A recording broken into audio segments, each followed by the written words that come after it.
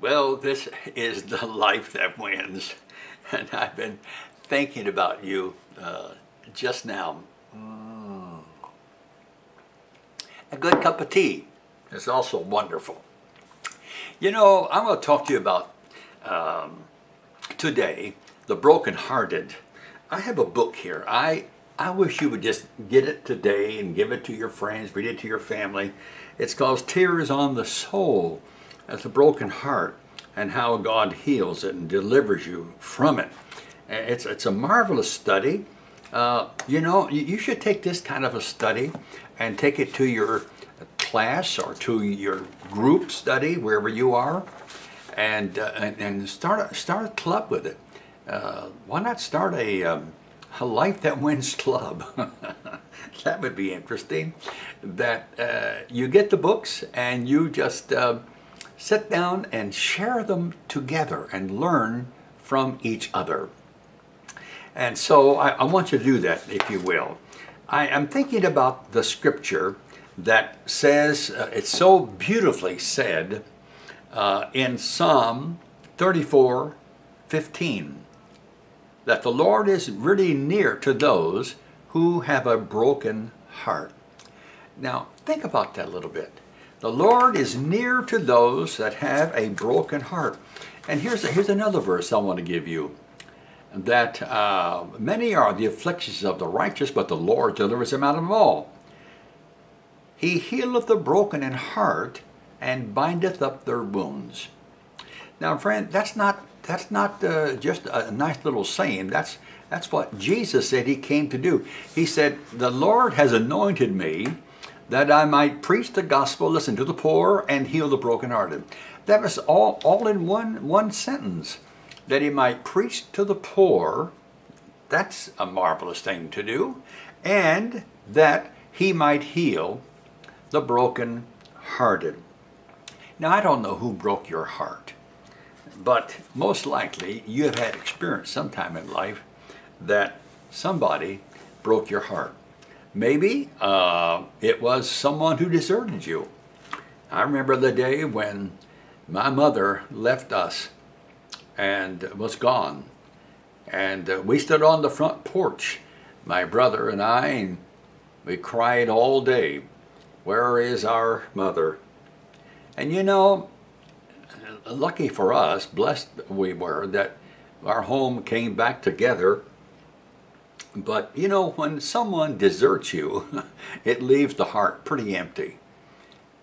You know, it's very painful when someone has been unfaithful to you. You know, this is the day when people pay no attention to the fact that being unfaithful is a terrible pain. It's a great sin, because it breaks the heart of the one that you've been unfaithful to. And you know what else it does? It destroys trusting anyone else with your heart and life.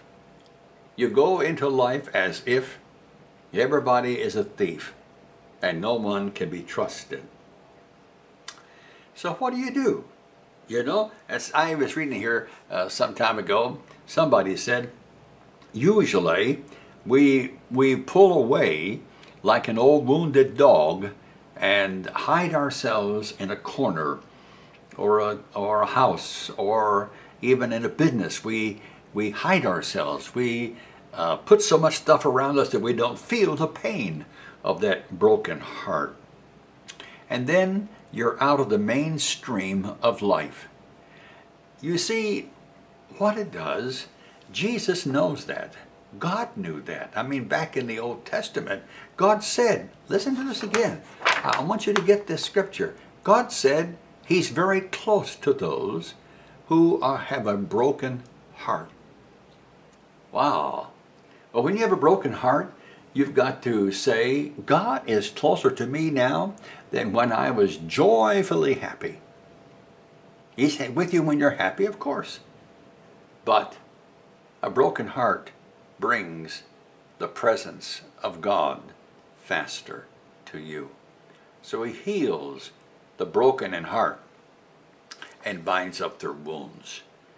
You know, it's no finer thing than when you've been afflicted or hurt as a child and you fell down and skinned your knee and felt yourself bleeding and hurting, and your mom would take you or your dad and would bind those wounds.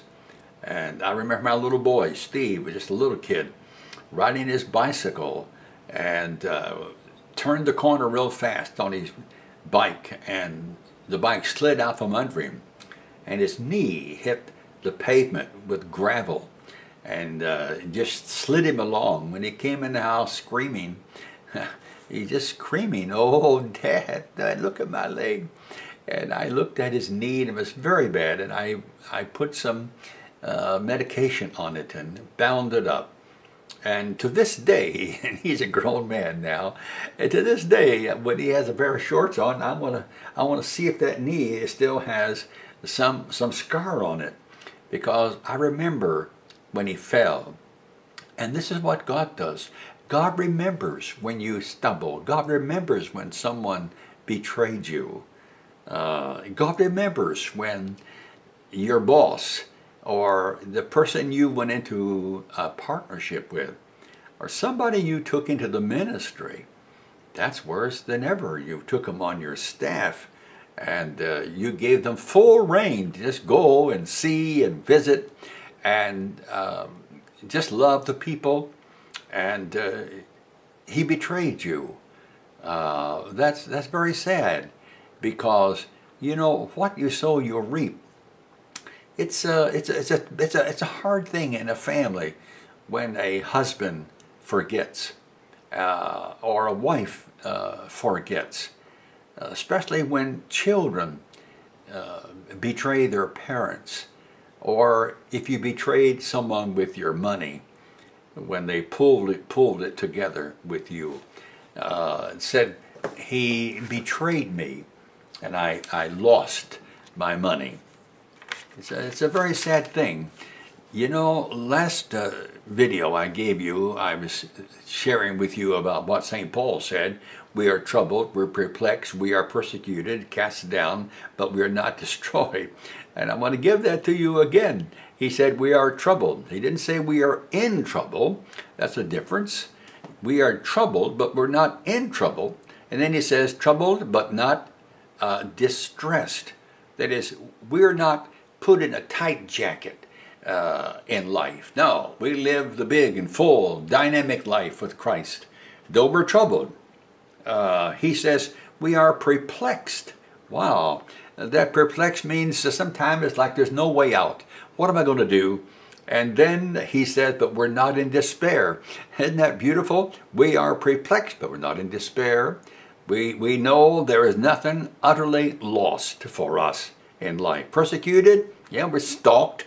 And sometimes we're stalked by the press. Sometimes we're stalked by others. But he says we're not forsaken. We're not left out, or we're not cast out.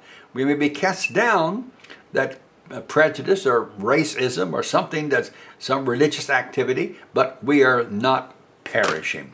So today, I want you to believe that God is with you, not to leave your heart broken, but to heal it. Now, this is Don Polston on The Life That Wins, bringing you an uplifting message every time we have a video. God bless you, and we'll see you again.